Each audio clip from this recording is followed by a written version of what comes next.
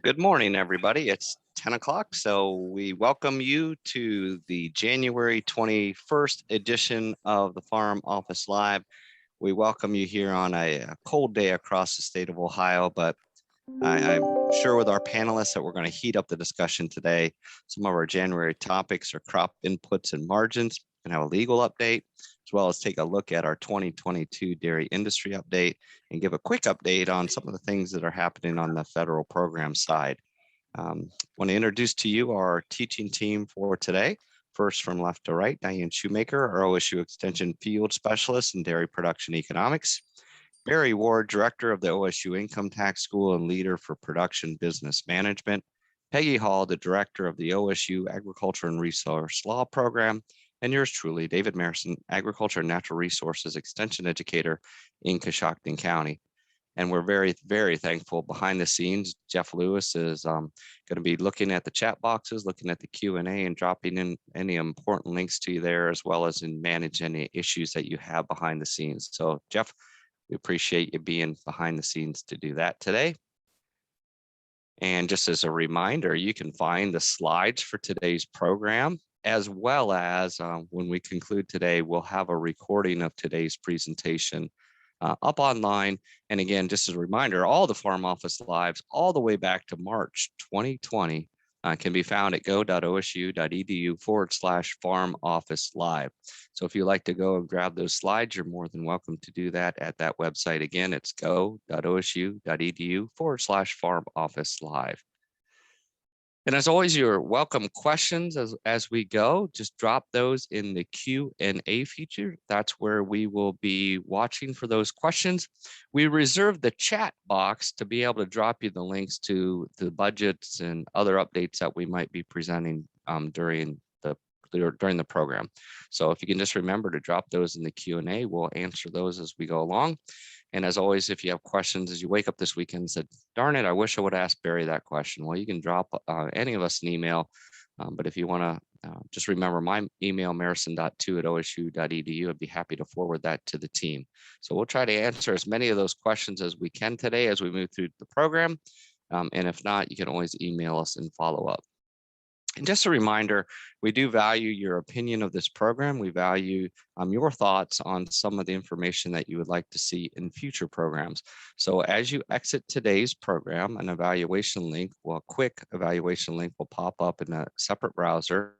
And you can go to that and just answer a quick couple questions about today's program, as well as your thoughts about those topics you would like to see for February and March. So it shouldn't take you long. Just know those responses are completely private, and we as a team do look at those.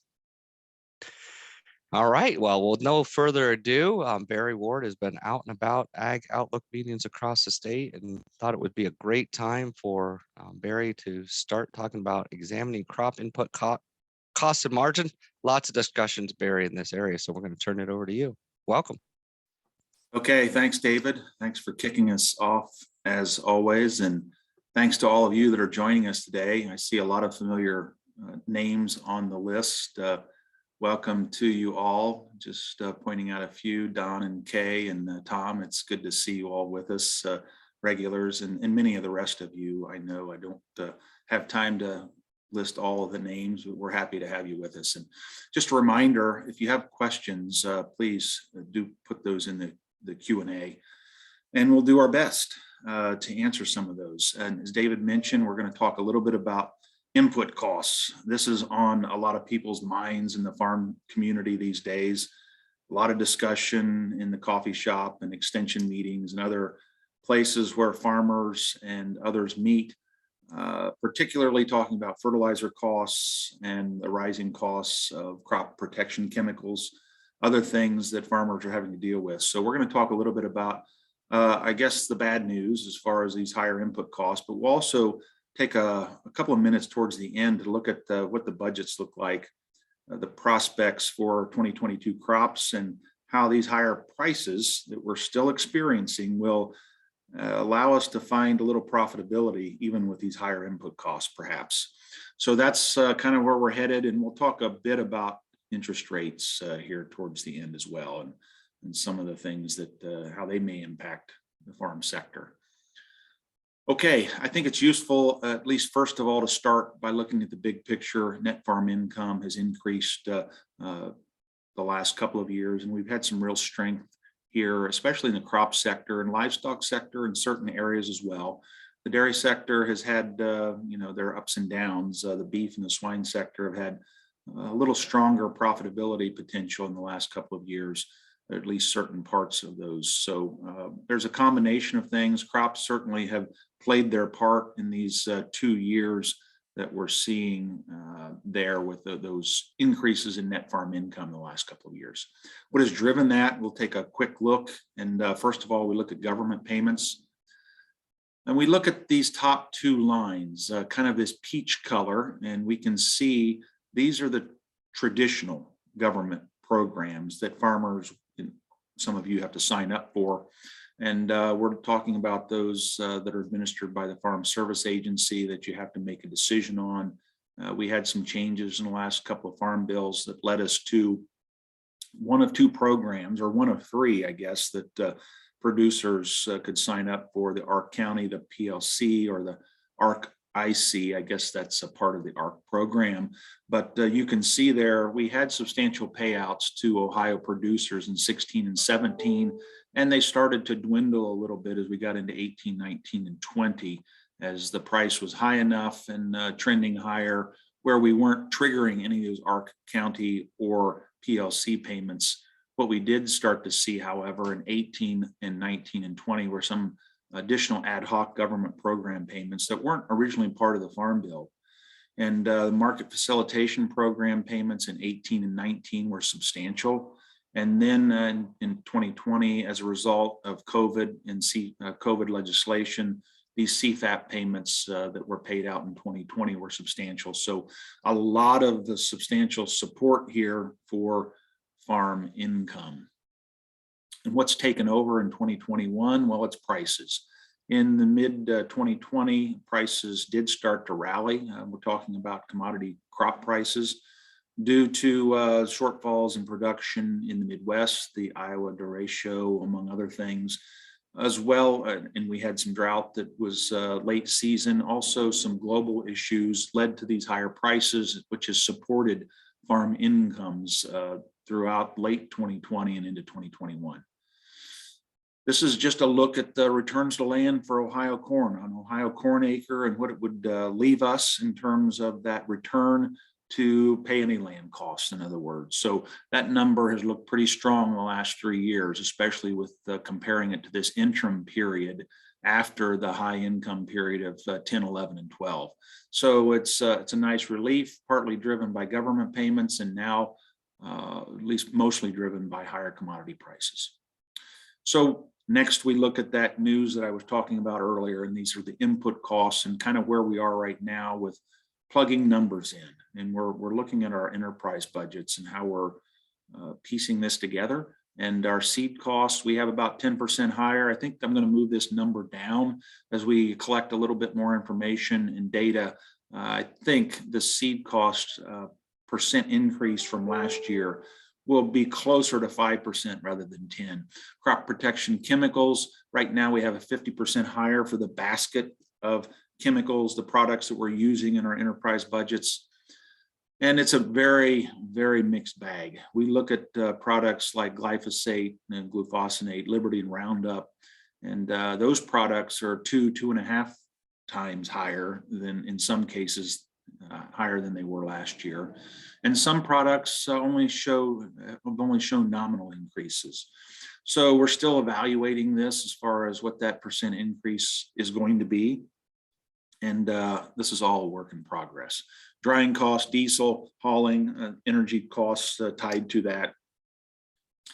And what we're seeing is the potential for not a big giant move in 2022 compared to 2021. If we compare it to 2 years ago, yes, we're still going to be at these higher energy costs. At least the outlook right now would suggest that. So we're plugging in around $3 a gallon for on-farm diesel at this point. And it just gives you an idea of about where we are.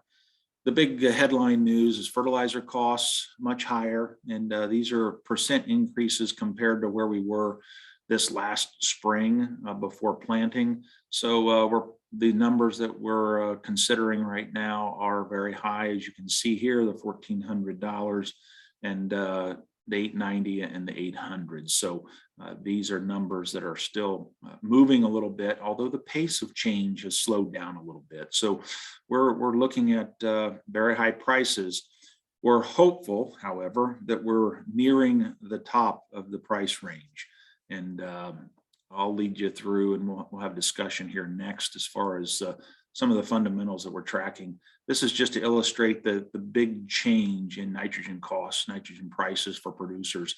About $1 per unit for liquid nitrogen and urea, a little bit lower for anhydrous ammonia, typically is the cheapest form of actual N that we can apply, but it's in that 90 cents per pound range. So much higher than where we were here recently, even compared going back here to the high price spikes in that high margin period about 10 years ago. So some of the things that are the drivers, demand is certainly the big thing. What we typically see is a pretty high correlation between commodity crop prices and the way fertilizer prices move. And I'll show you here, I'm going to jump ahead just real quick and then I'll come back. This is a long-term chart. This is actually from Texas A&M that I borrowed, looking at Henry Hub prices and some corn prices from Bloomberg. But we look at in the red line, this is the price, the long-term price of corn as it moves up and down. And we also see the price of anhydrous ammonia, nitrogen fertilizer. We subtract some cost of actual natural gas, and we can see that there is a fairly decent correlation and price move. And typically we see corn price lead these nitrogen fertilizer prices. So that's something that we know is part of the driver, the high demand due to high crop prices and the potential for high margins. Producers are not going to skimp on fertilizer typically when we have high crop prices. In some cases, well, in most cases, they're going to look to maximize fertilizer applications and return to that fertilizer. With these higher costs, that's going to slow down, of course, but we still have a pretty high demand component that is driving these fertilizer prices. Other things, on the supply side, and we kind of have a perfect storm, really, because not only do we have these high crop prices, we've got a lot of supply related issues. The first one I'll just point out, we go back to 2020, and we had a period of time there in the summer where it looked like for the foreseeable future, crop prices were going to be relatively stagnant. And what we ended up with was in 2020, crop prices rallied substantially into the fall. And what we ended up with was a fertilizer industry that was caught a little bit flat-footed, if you will.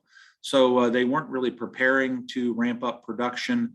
And in fact, they were looking to see probably fairly low returns on their actual investment in production of fertilizer.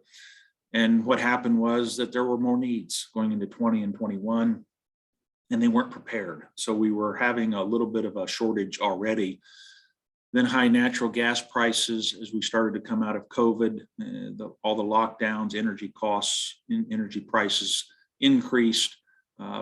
We had delayed and lengthier fertilizer plant turnarounds and shutdowns, partly due to labor shortages, COVID-related labor shortages, shipping issues related to a number of things, partly due to labor as well, COVID-related issues, weather-related issues, Hurricane Ida, that shut down part of the port, of course, there at the mouth of the Mississippi. And also we had shutdowns in actual manufacturing of nitrogen fertilizers. There's substantial investment in production down in the Gulf and in that area. So that was shut down and had some repairs that were needed. We also go back a little bit further into the last winter, and all that kind of unprecedented freezing in Texas really shut down the natural gas industry for a few weeks there. And all of those bottlenecks, even though they're not, these two and others aren't really concerning us now, they led to some supply constraints that we're still dealing with to this day. China has indicated that they're going to halt phosphate and UAN fertilizer exports through at least the midpoint of 2022. It may be longer, just trying to control their supply for their needs. We also have these anti-dumping cases. Suits were brought, and this first one that I've got check marked here, an anti-dumping case brought by phosphorus fertilizer miners and manufacturers in the US, stating that two countries were illegally dumping phosphorus fertilizer into the US by way of subsidizing both the manufacture and the import into the US of these phosphate fertilizer products. So the US International Trade Commission and the Department of Commerce ruled that that case had standing, and they ruled in favor of those that brought the suit. So we now have tariffs, or countervailing duties, if you will, on phosphorus fertilizers from these two countries. There's also a pending case. This particular case was brought and has passed the first hurdle with the U.S. International Trade Commission. They're going to continue the investigation into whether or not these two countries are dumping UAN, liquid nitrogen products, into the U.S. And these two countries are Russia and Trinidad, and they do import substantial amounts of fertilizer into the U.S. So this could, if that ruling is in the favor of those plaintiffs, this could increase nitrogen prices globally a little bit further. They're expected to rule on this in the mid part of this upcoming year, so this summer. The Texas A&M study that was funded by the National Corn Growers and other state corn growers associations that just came out, some of the results of the study indicated that nitrogen prices could increase by as much as $194 a ton as a result of these potential tariffs or countervailing duties. I find that number to be a bit high, but I think the end result will be we'll probably see some increase in nitrogen price globally, especially here in the U.S., if we do see these tariffs instituted. Also, earlier, we've got sanctions on Belarus, both the EU and the U.S. It's led to some strained relationships, and potash shipments have slowed into both the U.S. and the EU from Belarus, which is a major player. They're a major player in the potash sector. So this has led to perhaps a little bit higher potash price here in the U.S. One thing that's ongoing, industry consolidation. The bigger these companies get that are both mining and manufacturing fertilizer, the more power that they have. And we know that throughout all sectors. And it's always an area of concern. Not sure that we're definitely to the point where they have total, more or less cartel level of control, such as OPEC, but we have areas of concern here. Partly, as we look at this demand-driven price surge and all the supply-related issues, how much of this is simply supply and demand issues? How much of it is profit-taking from some of these industries where there's significant concentration and they can jump the price just to take profits out of the sector that they know is there? So a lot of things that we're following and are in play. And as you can see, a number of things that have led to these high fertilizer prices. The one thing I'll mention as we kind of exit this particular topic is that usually the cure for high prices is high prices, as we talk about any commodity, including crops. And this sustained period of these high prices that we experienced the last few months and will likely experience into the late winter and early spring, I don't see much relief in the near term, will lead to additional supply, manufacturing, mining of fertilizer so that they can garner more profits, and will at some point give us some relief. One of the things, if you're interested in an audience participation part of this particular webinar, I would be interested to hear what you found in your neighborhoods and your communities as far as fertilizer prices. If you've heard any numbers recently, it would be interesting for everyone to share what prices they have seen. So that will also give us a little bit more of a fact check as we collect our own fertilizer price data from across Ohio to include in our discussions and our enterprise budgets. So feel free to share if you have prices. Okay, as I mentioned before, and that I probably should change the order. This is the graph that looks at the correlation between corn price and the price of nitrogen fertilizer. And there is some correlation there, and it will continue to probably go that way.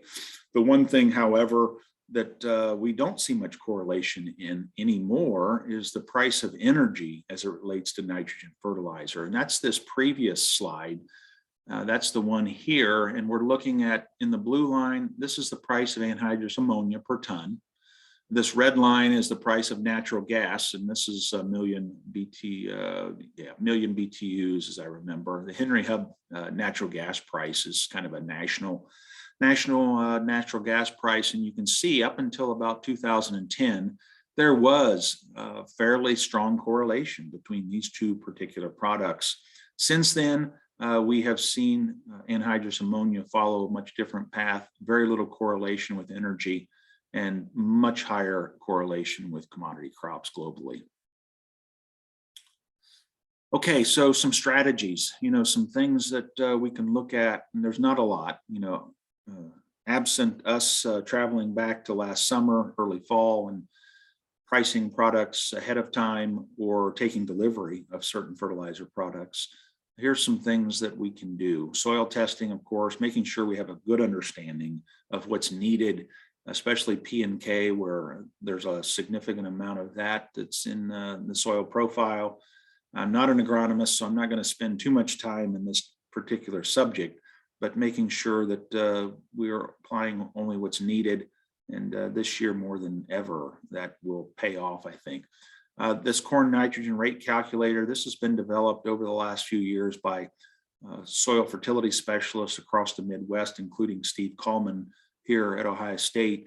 So this is a multi-state tool. It is housed at Iowa State University, but it's a way for you as growers to plug in both the price of corn and the price of nitrogen fertilizer, and it will give you an economic sweet spot in terms of how much nitrogen to apply on those acres. So this is a good tool, I think, especially this year. It will provide you some guidance. Looking at all fertility sources, of course, some of the manures and non-traditionals may be better bargains this year. Might pay you to look at those enterprise budgets for each crop for all of your farms. And consider, of course, as we talked for a number of years, to manage some risk in the fertilizer markets, perhaps building some more fertilizer storage on farm so that you can take delivery of that at those lower price points in the off season.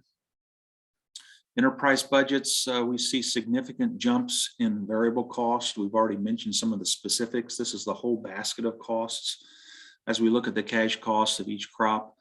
And we look at each of the budgets individually. Right now, we're plugging in $5.30 per bushel for corn for this next fall delivery. And we can get that right now if we're forward contracting.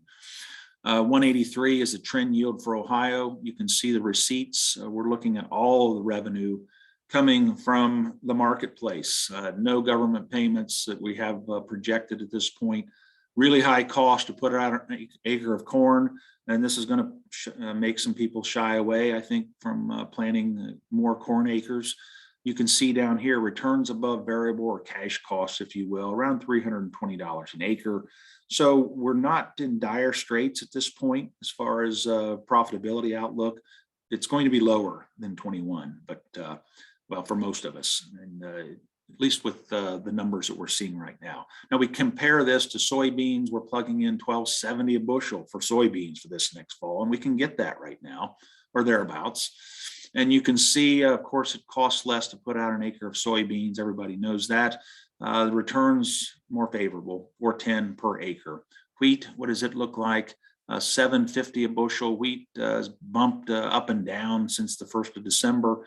And we've seen worse, and now we're starting to get back to the higher price point that we saw in the early part of December. So wheat, if you have it planted, is looking a little bit better again. The returns above variable costs are not as high as corn or soybeans, but we don't include any double crop or straw return here. So this can look better. And the three compared, as we look at cross corn, soybeans, wheat, those particular yields we had pointed out and prices, you can see returns above variable costs right across here with those three, and soybeans, at least right now, looking like the winner as we look at and evaluate margins going into 2022. Interest rates, we know we're likely in for interest rate increases this year. We've gone through another couple of years of very low interest rates due to the Fed action and other things. We're looking at low target rates from the Fed. And right now we're at basically zero, between 0.25%. And you can see that's the blue line that we're showing here in this graph. And I know this is a messy graph, but this is the Great Recession period where the Fed was trying to stimulate the economy. And again, now here, and we're likely going to see increases. This is the 10-year Treasury, and it's a pretty good proxy as we look and examine, what kind of index do we use? What kind of number do we look at to give us some guidance on what our actual interest rates that we pay, how they will move. And that's what we have in those top two lines. That's the Chicago Federal Reserve Bank. They do survey lenders in their district as far as both what farmers are paying for operating loans. That's the purple line, and the green line for farm real estate mortgage loans. So you can see those are the actual rates that are being paid and how they correlate or how they look compared to these other two larger federal rates, if you will. Okay, so here's the 10-year Treasury. It has taken a pretty big step up here in the last 3 or 4 weeks, and we're closing in on 2%. Part of this has to do with the Fed's forward guidance coming out of the December meeting, and the Federal Open Market Committee indicating how many rate increases that they were looking at this year, and partly due, or mostly due maybe, to helping to tamp down inflation. So that's the last slide that I have here. And the Federal Reserve has indicated coming out of their December meeting, and we already knew that they were tapering asset purchases. We knew this last fall, and they were at 15 billion a month. They increased that to 30 billion per month, and they then indicated that they would be done, and the balance sheet would start to flatten out. They would no longer be adding to their balance sheet, in other words, as they completed this tapering sometime here in early 2022. Okay, so that was one signal that they were going to get serious about decreasing liquidity, and also in addition to that, they were going to look at increasing interest rates. And we were looking at that point coming out of the Federal Open Market Committee. You can see this is the dot chart. In other words, this is how those Open Market Committee members gauged where the interest rate, the Fed target rate, would be in 2022. So this is their votes. So a number of them, you can see the majority indicated between 0.75 and 1%. So that's where everyone, well, that's where the majority at least saw that coming out of that committee meeting. And that would be three rate increases, 0.75% rate increases. And you can see what then they thought in terms of longer term, 2023, 2024, long term equilibrium, about 2.5%, the target Fed rate. Okay, so what has happened since then? Well, there's been a little bit more news. We've kind of got snatches of information from Jerome Powell and some others, and also from the private sector and those talking heads that follow this stuff. And we may be looking at an even higher number of rate increases. And there's even been discussion and a lot of chatter about a 0.5% rate increase in March rather than 0.25%. So all of these things are leading us to believe that we're going to see interest rates increase, at least the Fed target rate, probably somewhere between 75 and 100 basis points in 2022. And we'll see how that goes. That will then in turn lead to more than likely, most likely, retail rates going higher. And the third piece that's come out as well, and more discussion and chatter about not only are the Fed going to taper their asset purchases and finalize their increase in their balance sheet sometime in early 2022, but also then start to unwind their balance sheet later in 2022 and let some assets start to mature and fall off. So that would be a further decrease in liquidity, and I think they'll probably gauge that by how much effect that they do have on inflation here with some of their other movements or other moves that they make. Okay, so overall, I think the take-home message on interest rates is that we're going to likely see increases in interest rates, and that may be the price that we pay to see us rein in some inflation. Okay, and I think that's my last slide, so I'm ready to turn it over to Diane will go next. Diane. Okay. Thanks, everyone. Yep. Thanks, Barry. Good morning, folks. Hopefully you can see the correct screen here. Yes, looks great. Awesome. Okay, so I wanted to talk a little bit today about some interesting things that have been happening in the dairy industry. And what really is a surprise is the activity we've seen in the marketplaces. I'm sharing here, I get an update every morning from StoneX, and this morning we had January contracts trading at $20 and going up from there through May. And if we compare that to what we were anticipating this fall, January looked substantially different here at 1738 100 on that particular day of trade on September 15th. So as we just look at the 3 months that we're trading there in September, you can see, we've added several dollars to these class 3 contracts here since the first of the year. So what has initiated this substantial shift in what we were expecting for milk prices as we come into the year? And really the big one here is what has happened to cow numbers. Here in May, as we look at annual monthly cow number reports, we have 2019 in the blue line here at the bottom, 2020 in the red, 2018 in the brown, and here our most current year data of 2021 is in the red line with the little black circles flowing through. And we hit about a 25-year high here in May, where we actually hit 9.5 million cows. And if you remember, we used to have a lot more cows in the country, but they gave a lot less milk. And so over time, we've certainly been trending down in cow numbers as production per cow has increased. So we haven't seen that 9.5 million cow mark for about 25 years.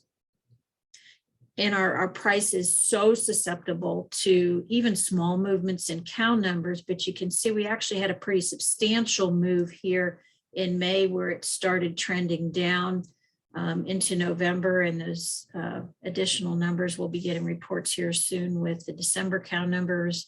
But a drop of over 115,000 cows here through the summer and fall. A 1.2% drop, and that will move price as we saw those markets declining.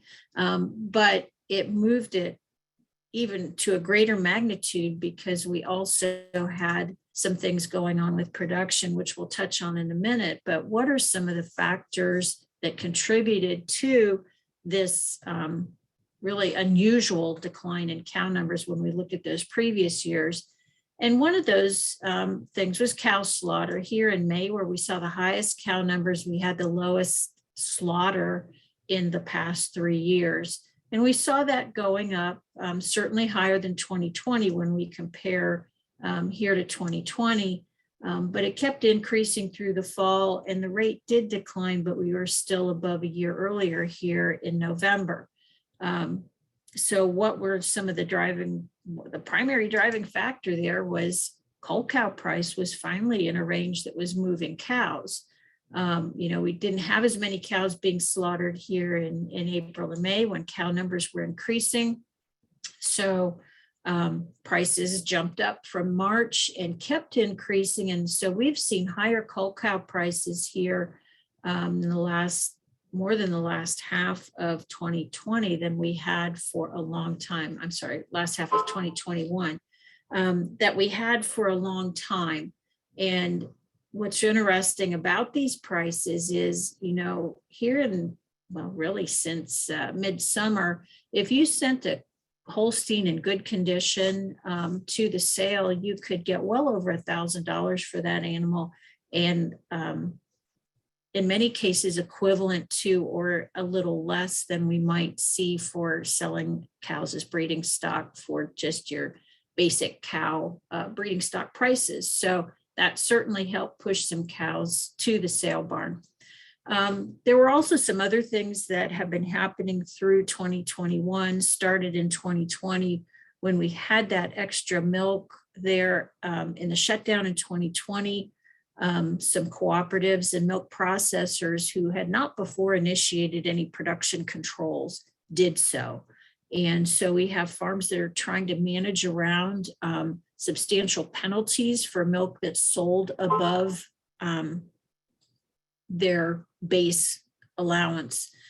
So that will certainly encourage farms to control cow numbers, and cows that aren't performing will be moving when those favorable cull prices are out there.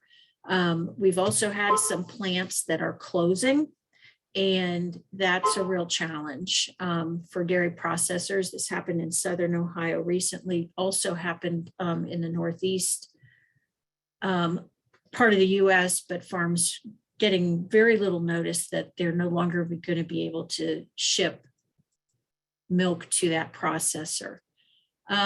So combined with the decline in cow numbers for various reasons, we're also seeing a very interesting trend here on milk per cow per day. And our red line again is 2021. And so we're seeing the normal seasonal production that is very typical of the dairy industry. But what we do not have here starting in July is typically we see about a 2% increase in milk per cow per day. And you can see that in the previous years. And we don't have that here coming into the fall. And it stayed about the same as a year ago. So fewer cows, less milk per cow per day. And what that gives us is less milk out there. So this percent change in US milk production, our total US milk production here in the upper left part of your screen looks very much like that milk per cow per day. We're at year ago levels. And as we look at percent change in milk production down here, we have about 0, if I could actually draw a straight line. So it's for 2021, here as we got into the fall, we had milk production staying level or even dropping below year earlier levels. So overall in the nation, we're looking at states that increased production still, but states that lost production compared to a year earlier. And the upper Midwest was an area that there were some overall production increases, as well as Georgia and Texas. Our lower Midwest states here, we basically had pretty uniform decline in milk production from a year earlier. And we are not surprised to see these declines out west, where water issues are also a major constraint in actually growing milk production. So we have less milk compared to, or less milk or the same as a year earlier. On the other hand, the really good news now is that domestic demand has been good. And Mark Stevenson at the University of Wisconsin had some really nice information on that we'll take a look at. And here we're looking at milk equivalent consumption. So it's all products brought back to a milk equivalent basis, and looking at per capita consumption over time. So we're starting at 1975, and the average consumption was 540 pounds. Trends upwards, some ups and downs, but as we look at 2020, we have added about 100 pounds of milk equivalent consumption per person per year. So demand is really good. And that's certainly very important for the industry. And probably the biggest change in that, we certainly have had less fluid milk consumption as other beverages come in and take up that milk consumption space. But the big winner has been cheese. And we're looking here at cheese, yogurt, and butter. And American cheese is our kind of American cheese color down here on the bottom. While it has increased, it's just been pretty modest over time. This is pounds per person per year. And that doesn't surprise me. American cheese is not my favorite, but it's these cheeses up here in the other cheese category. The Italian cheeses have been those that have shown us the biggest amount of growth, but it would include our Italians, cheddar, specialty cheeses, etc. So, on top of that, you can see from 75 here until today, we've had tremendous growth in yogurt as well. So lots of different ways that yogurt is now showing up in the dairy case, and that has really been a boon for consumption of milk products. And modest increases here in butter. So those have been the products that have really become really important in demand per person in the US. In addition to domestic consumption, exports is a much smaller part, but it is critical to maintaining today's prices. If we lost export markets, it would be a bad thing for dairy producers, because what we're looking at now is certainly a trend up since 2000 as we're heading up to our current level, which tends to be around 17% of the milk solids produced go to export.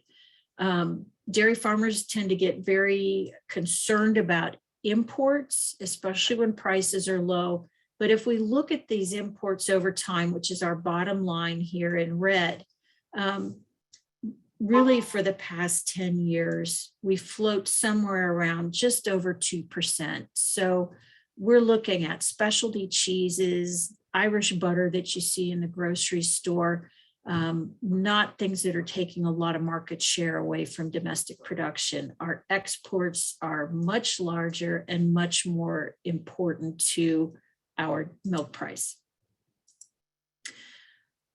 When we look at what's being exported, we have butterfat, little bit of butterfat here exported, increased in the last year, but our biggies are cheese, lactose or milk sugar, non-fat dry milk, skim milk powder, and whey. Those are the products that are really important in terms of export for the US. And then we have whole milk powder, a little bit of that, and whey protein concentrate.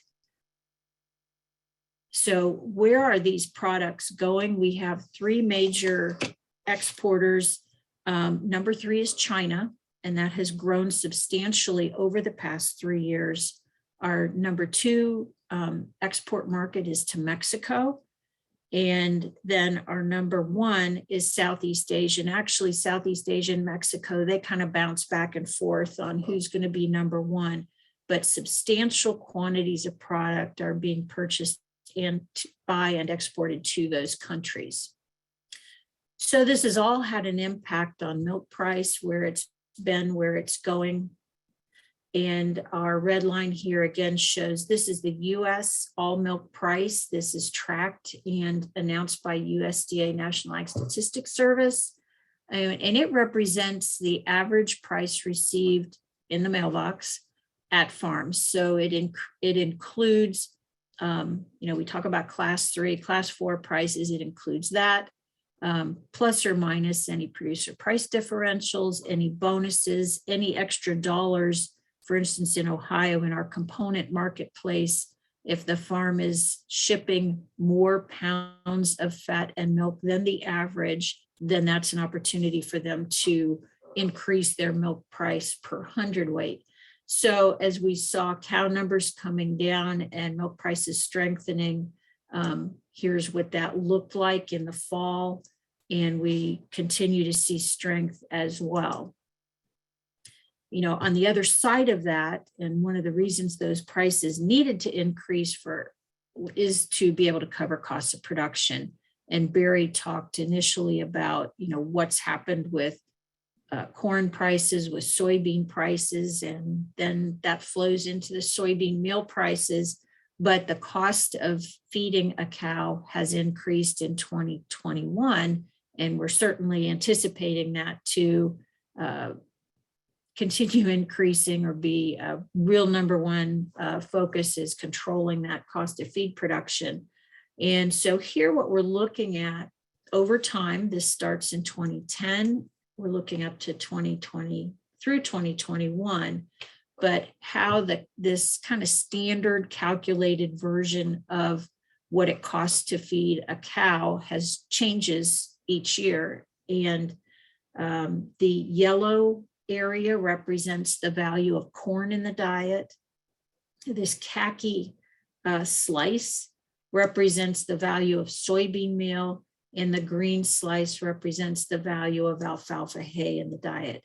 And you can see how that peaked in the summer of 2021. It kind of fell back a little bit, the total cost, and it's now tracking up again. And we certainly expect to see that continue to be a challenge. And kind of the other thing we had going was in 2021, we had those lower costs of crop production.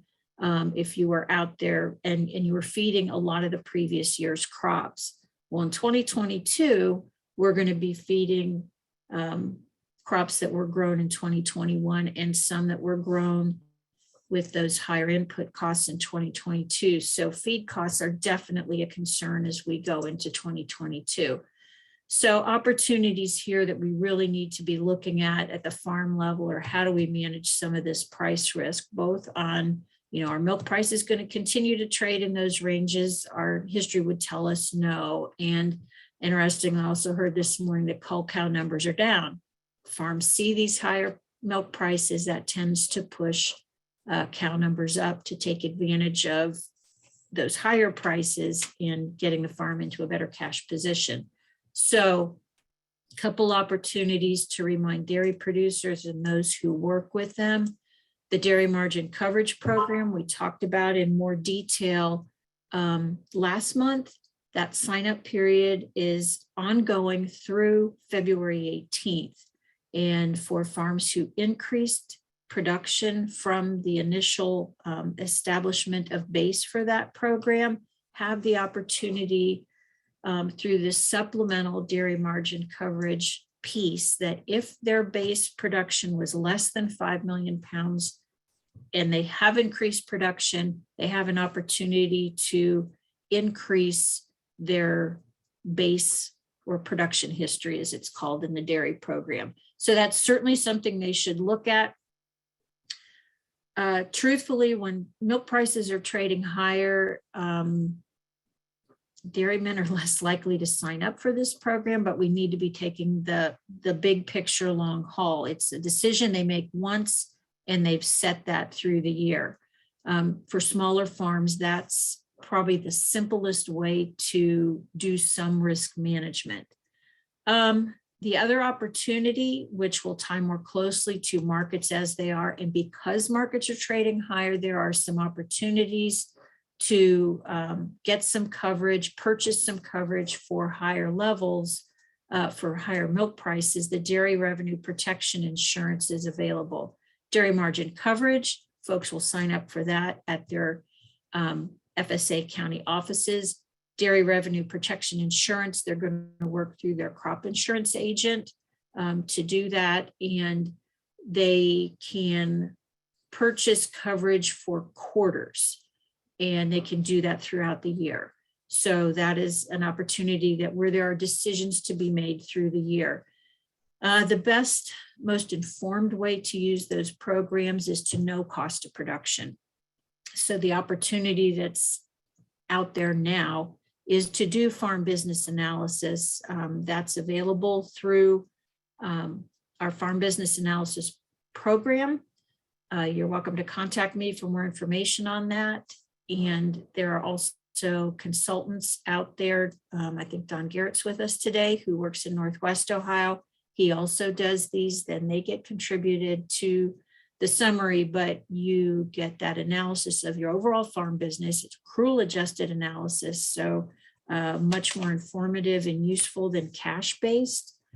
And then the enterprise analysis, so knowing that cost of production, not just for the dairy production, but also that crop production as well, allows tremendous amount of information and tools available then to do planning as well as risk management. So if you are interested in that, want to know more information, you can see those websites or give me a call and I will hand it back unless there's any questions.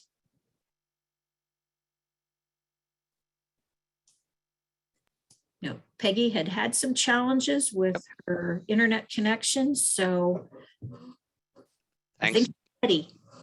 Yep. Thanks, Diane. We're going to turn to Peggy. Peggy's going to do this a little differently. She's calling in because of a unstable connection. So now I'm going to turn it to you, Peggy.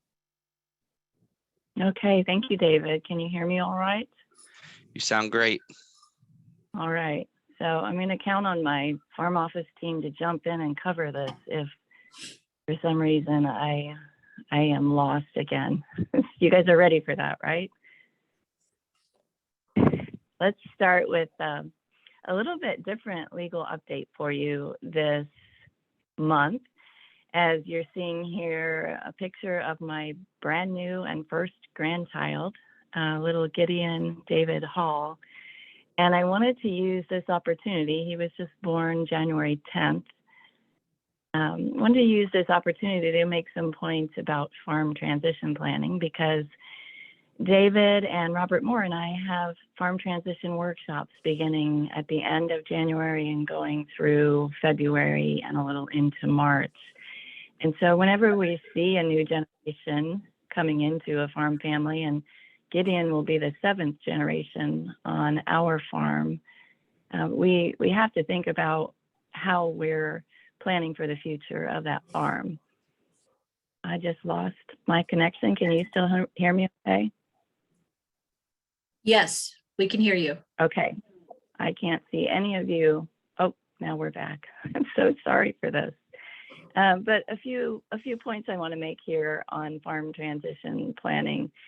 And this is borrowed from some of my colleagues over in Indiana who put this list together. And I really like this. I think it's good food for thought and hopefully could entice some of you into taking action and attend our workshops and start tackling this this job of doing some good planning for the future of the farm and the future of the family. So one of the common mistakes that we make is putting that off, obviously. And a reason for that could be just the uncertainty, the discomfort, not knowing enough about legal strategies. There are many reasons we procrastinate.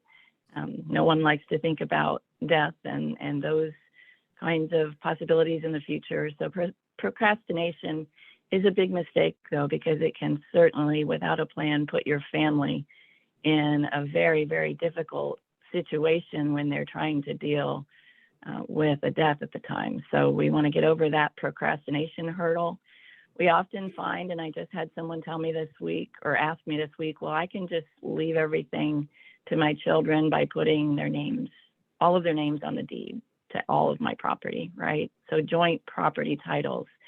And that can be a disaster for many, many reasons, as well as overlooking those expenses that can come at the time of death and making plans for those, including those within that entire picture of what you're doing.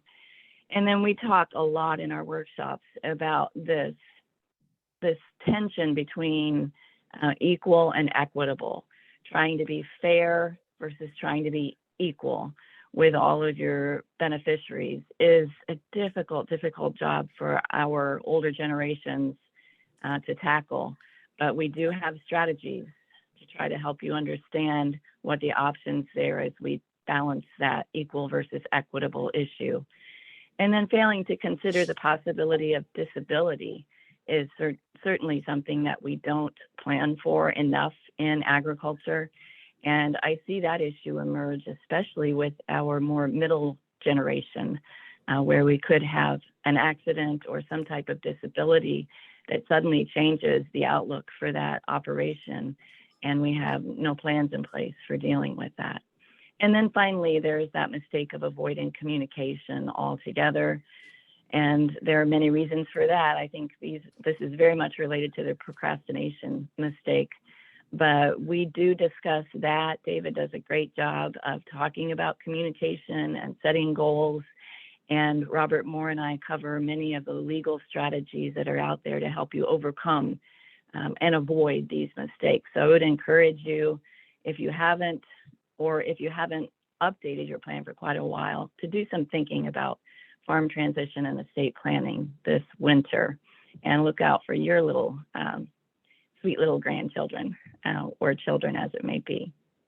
Okay, David, let's move on then to thinking about outlook.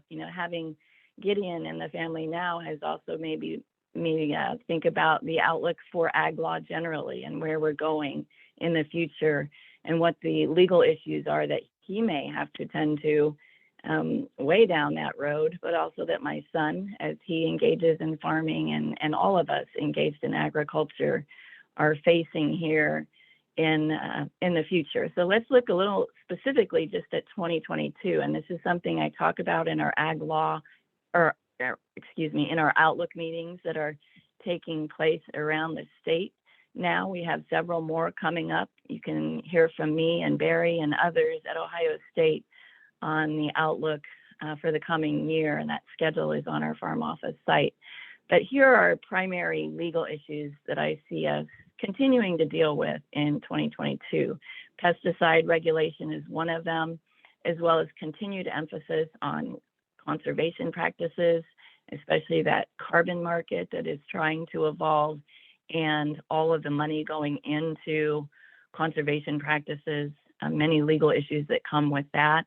We have labor law issues constantly emerging, whether it's H-2A or an interest across the country in increasing that overtime pay, allowing overtime pay for agricultural employees. A lot of issues there with labor.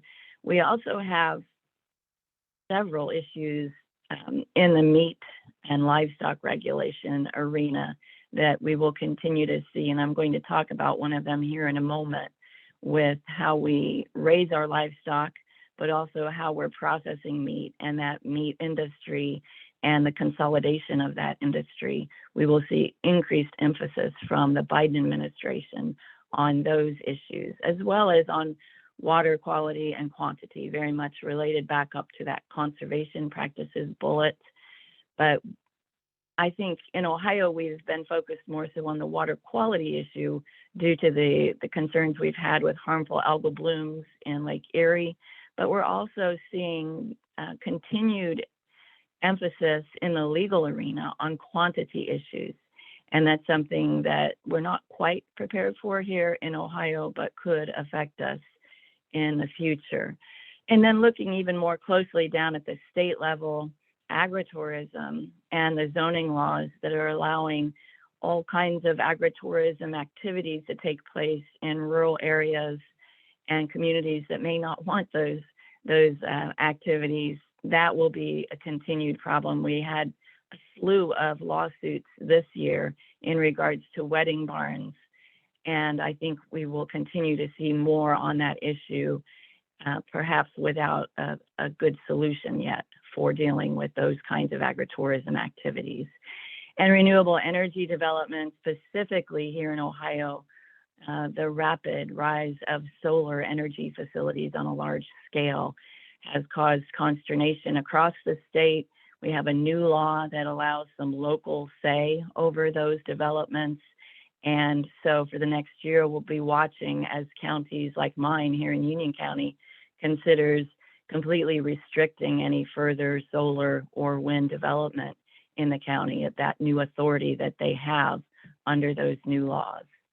And then finally, we made a note here about marijuana, because there is a petition that is currently under review that could go to the next ballot, where we are trying to determine whether we're going to allow recreational marijuana use and to set up a regulatory system for marijuana within the state. So that's something that, as we saw with hemp, many producers may see that cash crop as an opportunity. So we'll keep an eye on that one as well.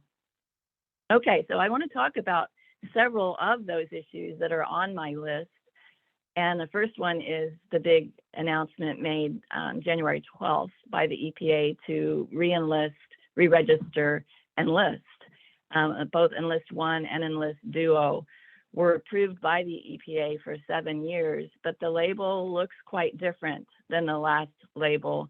There are new label restrictions, and you see down at the bottom of the screen there what some of those are. It goes further beyond what I've put here, but these are some of the bigger changes in those new application restrictions for Enlist 1 and Enlist Duo.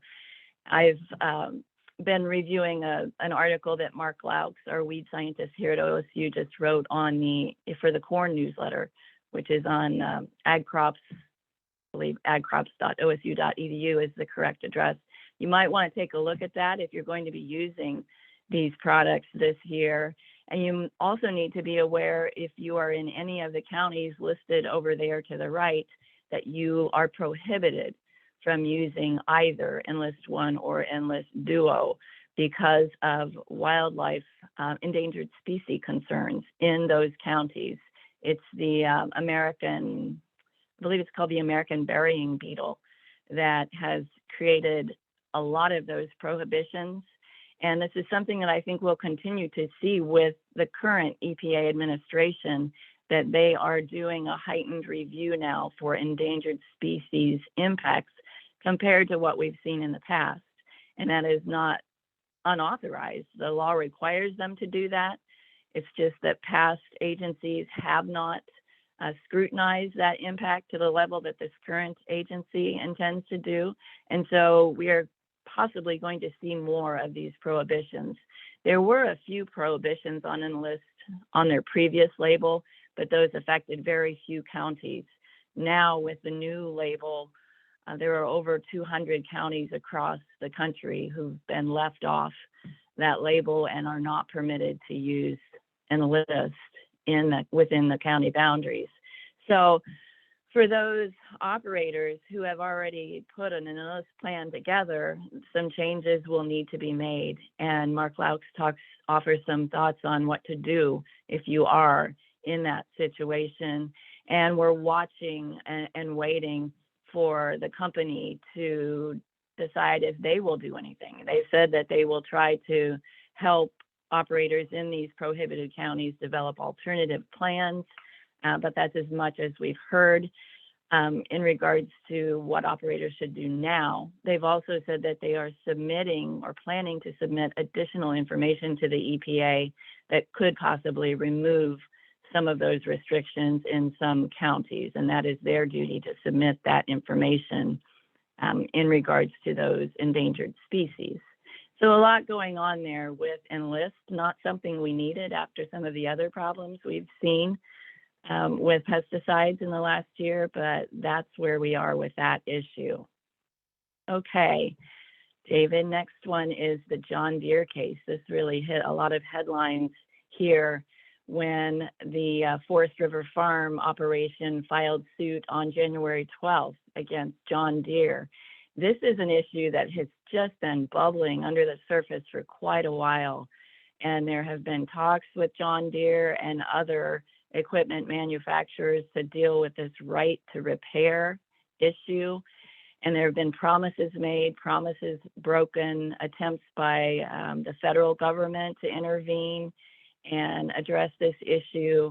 But Forest River Farms has taken the step of going ahead and filing litigation, alleging that their engine control units that diagnose their equipment issues creates monopolistic behavior and violates the federal Sherman Act.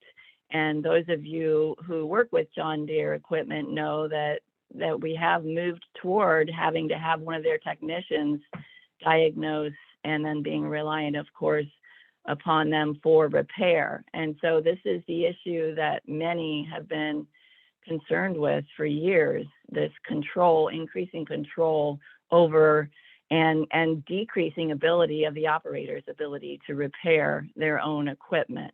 So the farm is asking the court to make that software available both to farmers and to independent repair shops, and is also seeking damages for all who are involved in the lawsuit for any repairs made in the past 3 years. So within that complaint, it's a pretty lengthy, pretty interesting complaint to read if any of you would like to take a look at it. But there's a lot of information on this issue of monopolistic behavior, on consolidation and antitrust, and some numbers that jumped out at me as we just lost one of our independent John Deere dealerships here in my county, was to see that bottom bullet there. And they're alleging that this continued consolidation of Deere dealerships is contributing to this monopolistic behavior and violations of the Sherman Act. And you see the numbers, 3,400 dealerships in 1996, and we're looking at 1,544 now in 2021. So it's those issues that have led many states to propose right to repair legislation. A lot of attention growing in that kind of a legislative fix that would authorize what this lawsuit is asking for the court to do, would authorize it by statute. 21 states considered that, and there was even a federal proposal on right to repair last year, but those are not having good progress, which we normally see when we see new introduction of legislation like this. So it may take a few years for some of those to go through. We haven't had one proposed in Ohio, but there is an interest, a nonprofit group that is trying to raise money for this issue. Okay, so that's right to repair. And then the last issue I want to talk with you about is California's Proposition 12. That's the law that California voters passed clear back in 2018 that puts restrictions on the sale of livestock products in California if those products are from animals that are raised in a cruel manner. And according to that law, cruel manner is very much dependent upon the amount of space that the animal has. And so if they have insufficient space, and when we're talking now about January 1st implementation for hogs and laying hens, insufficient space would be space that doesn't allow them to stand up, turn around, and walk around without touching the sides of their enclosure. And as you know, with sows, there is a lot of concern in the pork industry about this new requirement that would remove those gestation crates in regards to sows. Now, if your animal is raised in a cruel manner and isn't in this sufficient space, and they actually have numbers on the amount of space as well, then your animal would be deemed to be raised in a cruel manner, and its meat or its eggs could not be sold in California. That brought a slew of Commerce Clause cases against California. Several of those have not met with success, but there is one case that is still alive and is before the U.S. Supreme Court right now, and that's the National Pork Producers Council and American Farm Bureau Federation versus Ross, where they are challenging that Proposition 12 violates the Commerce Clause by allowing California to regulate interstate commerce beyond its borders, and that's a power that is reserved to Congress under the Commerce Clause. The Federal District Court in California and the Ninth Circuit Court of Appeals did not agree with that argument and held that there was no violation of the Commerce Clause because that law treats all producers the same, treats even in-state California producers the same. Therefore, it is not a burden on interstate, the dormant Commerce Clause.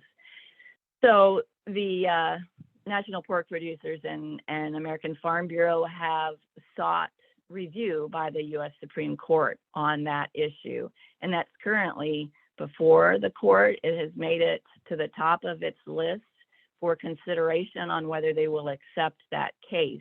Now, there was a case last year, similar case by the meat industry that the Supreme Court refused to hear. And so all eyes are watching this to see if they will make that same decision here with this case, or if they were just waiting for this case and will review this one specifically. So we should be getting an announcement from them here in the next few weeks on whether they will accept that case for review. Okay, and David, I believe that's my last, oh, no, my final slide is the good news that I have in my program in regards to bringing Robert Moore on board. And if you click again, I have that on, for some reason, I have that on animation delay there. There we go. Attorney Robert Moore, many of you know, he's been in private practice for the last 17 years, and he's retiring from private practice and joining us here in Farm Office and part of the OSU Agricultural and Resource Law Program. So hopefully next month, you will be hearing from Robert as he adds his expertise to the Farm Office. And with that, David, I turn back over to you. And that will be a great addition. Peggy, while you're on the call here, we do have a question that came in Q&A. I thought we might as well, we have time, so let's share it. First, thank you for sharing your grandson's picture. Of course, I really appreciate his middle name, but in a different subject, it was asked, one of our attendees attended a carbon market webinar last week, and a question was raised regarding the ownership of the carbon credits. So who owns the credits? Is it the landlord or the producer who is renting the land? Thank you. Yes, that's an excellent question. And that's one that I've talked about in the blog post that I've written on carbon. And it's one in need of a legal solution. We do not have a clear legal answer to that question. Is this a personal property right that the tenant, who we could argue creates that carbon credit through the activities that the tenant performs, and so that tenant would own that personal property right? Or is it one that the landowner, who obviously provides the real property in order for that carbon credit to come into existence, is it one that he or she owns? And we do not have a clear answer on that, I'm sorry to say. I think there are good arguments on both sides. And I think that is why many of these companies want both to sign on to this. They want, if they're talking with a tenant operator, they want the landowner to say, yes, we are good with this, and sign off on that agreement, because they don't want to see those challenges in the future as to who has ownership. So that's something, if you're looking at an agreement and it hasn't addressed that, that's the first place we can deal with that issue. But we do need to clarify within the legal system itself who owns that actual credit. And I hope we can come up with some solutions for that. But the agreement is the first and only place right now that we can address it. And Peggy, if people want to check out your blog, all they have to do is go to farmoffice.osu.edu, correct? Yes. Yep. And I think Jeff just posted the Ag Law blog link in the chat box. All right, so that's already there in the chat box. You can go and find that article that Peggy's referring to. So Peggy, appreciate you working through the snafus of technology, being able to call in and still be able to move through. So we appreciate that. It's a case for rural broadband improvement across the state of Ohio. Perfect evidence. So with that, we'll move on to some pandemic relief program. Continues, been kind of quiet. You notice Peggy wasn't given a kind of shifted gears this month, where the federal and the state legislature has taken kind of a break. So that's why you didn't see as many updates. And that same holds true on the pandemic relief programs. Been talking about this since March 2020. But there was one program that was announced here in the past week that we wanted to share, because some of our partner agencies, this might be something that they could check into. So on January 13th, the USDA announced $255 million was available for, being made available for a public-private partnerships through the Regional Conservation Partnership Program, the RCPP. And this program looks at specific projects that address natural resource conservation projects that the NRCS conducts across the country. So within this announcement, there's going to be two sides of this. This is where the RCPP Classic, and that's where the NRCS is partnering with these private partnerships to help with some resource concerns. And then the other portion of that is RCPP alternative funding arrangements, which the NRCS doesn't take the front seat, or the co-drivers, I guess you could say. Instead, the private partnership is the one who is the major driver in those kind of projects. So that has been announced, $255 million. So we're thinking of our agriculture and our silviculture producer associations. State and local governments would follow into agencies that could apply for this program. Farmer cooperatives, higher education, like universities also are eligible for that as well. The project proposals were just released, and they're going to be taken, requests for proposals that can be submitted will be taken through mid-April.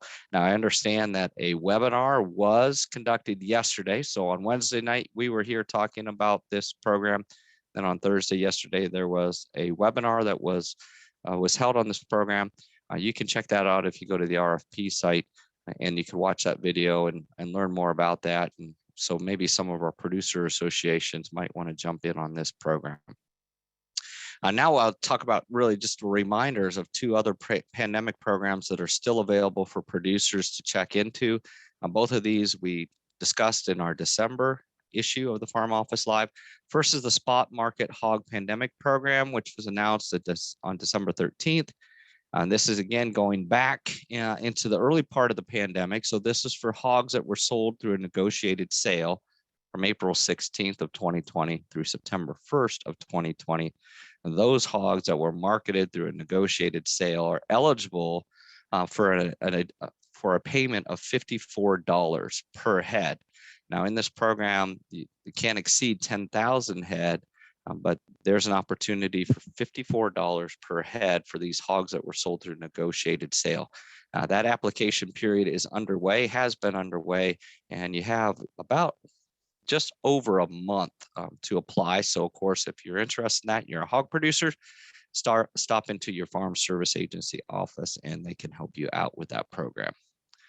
And then another program we talked about last month, anticipated as we rolled to this Farm Office Live that we wouldn't talk about it, but there was an extension to this program. So the Organic and the Transitional Education and Certification Program, OTECP, was announced last month. And as part of the USDA's pandemic assistance, there was $20 million that was made available. And this is helping our organic producers or producers who are in the process of converting from conventional to organic.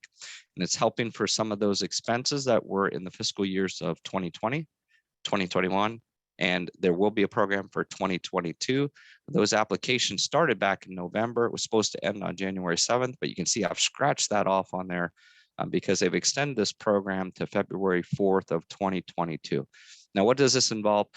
This is for the producers, as we mentioned, the December update is for certification costs. So for the certification annual fee that organic producers pay, or for the transition folks, the certification costs, there's some educational workshop reimbursement. So if producers are going to some educational events, those costs can be reimbursed, as well as an intriguing part, a micronutrient analysis. If you're doing some soil testing, looking at micronutrients, that would be an eligible expense in this program. So for our organic producers, or those that are maybe transitioning to organic, you might want to check into this program. On that farmers.gov website is a great place to see any of the pandemic assistance that has been provided.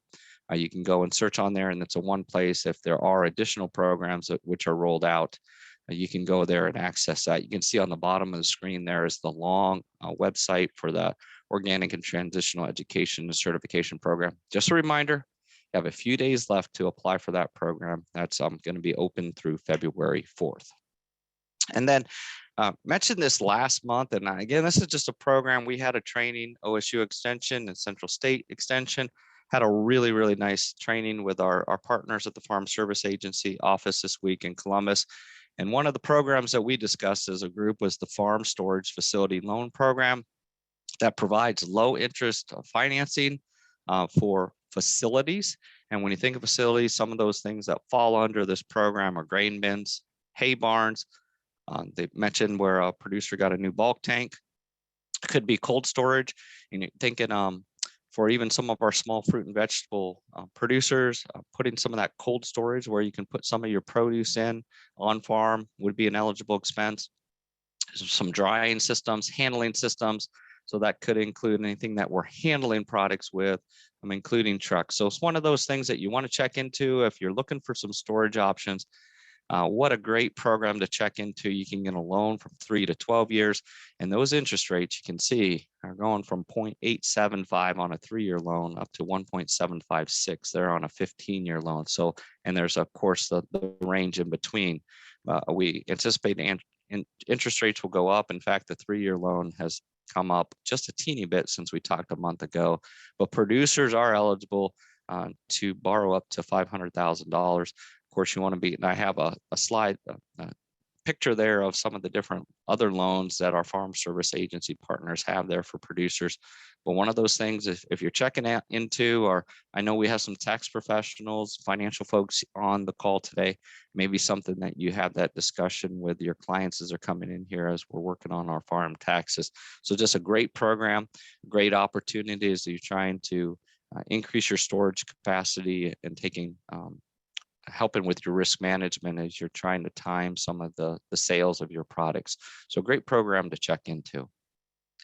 Then a couple of webinars. This is extension season, right? This is when we're out and about, and programs all over the state of Ohio, some incredible programs being offered across the state. But want to tip you off to 2 of those programs on leasing.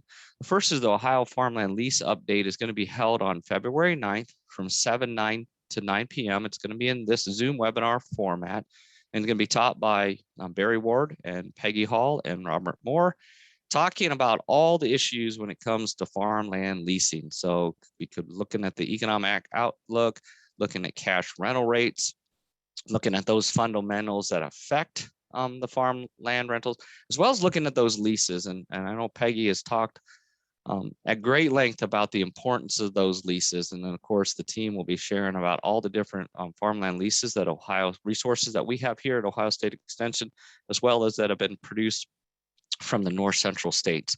So that's a great program. It's a free webinar. And you can see there on the screen, just go to go.osu.edu/farmland leasing update. And you can register for that program. It's going to be held as we move into February. And then another program, this is for our ladies on the land, communicating and negotiating landowner and tenant issues with ease. We understand there are a lot of landlords who are women operators, are women landlords, and there may be some issues that are unique to that population. So we have a great team that has come together to offer some of these workshops across the state. You can see one of them is next week in Medina County on January 27th, and February 15th in Ross County, February 24th in Morrow County, and then March 3rd in Putnam County. And that cost for that program is $25 per person. You can see there's a quick go link also to be able to register for that and get more information. Just go to go.osu.edu/ladies on the land. Another great program here in the farm management side for OSU Extension. And the one that I'm excited about, and Peggy and Robert and myself, we taught this last year, moved these workshops to a complete virtual format last year. This year, we're pleased to be able to not only offer that virtual option, but also offer 3 regional workshops across the state. First is the webinar version is going to be held on January 31st, February 7th, February 21st and 28th. You can see we gave you Valentine's Day off. That's going to be in the evening from 6:30 to 8 p.m. for those 4 evening sessions. Half of the workshop is on the farm succession side, and then the other half is on the estate planning, talking about all those legal tools that you can use to develop your farm succession and estate plan. The webinar version is it's a $75 for each family, and you will get the materials mailed to you as well as unlimited connections. So as many of your family members that want to connect to that webinar, they can jump on. Last year, we had participants from 10 different states. In fact, I see Gentleman who lives in Darke County is registered, but he must be in Arizona right now because he is going to be taking the webinar from all the way out in Arizona. And if you don't want to do the webinar version, maybe you want to be in person, we're glad that 3 of our counties have stepped forward to host a local workshop. And you see the first one is going to be on February 10th down in Greene County. And then on February 25th, we're going to be in Wayne County. And then finally, to round out the season, we're going to be way up in Wood County on March 4th. And we have some different registration fee. I believe it's $85 for that program in person. That includes the materials as well as 2 folks that will attend the workshop. And then there's opportunities to bring more members of your families of each of those. So if you want to check out those programs, you can go to go.osu.edu/farm succession. Again, that's go.osu.edu/farm succession. Check it out. If you go to that webpage, you can find the registration flyers for each of those programs on that webpage. So I'd encourage you to do that if you're thinking about farm succession. Maybe it was sparked by seeing Peggy's beautiful little grandson. We would invite you to attend and make sure you get your reservations in because the webinar version will start in a week and we want to make sure we get those materials in the mail to you. So with that, well, I think we'll pause and we'll check the Q&A to see if there's any questions in the Q&A. Invite our panelists to come back on. I didn't know if there was anything that was prompted behind the scenes, Barry or Diane or Peggy, before we remind folks about the evaluation.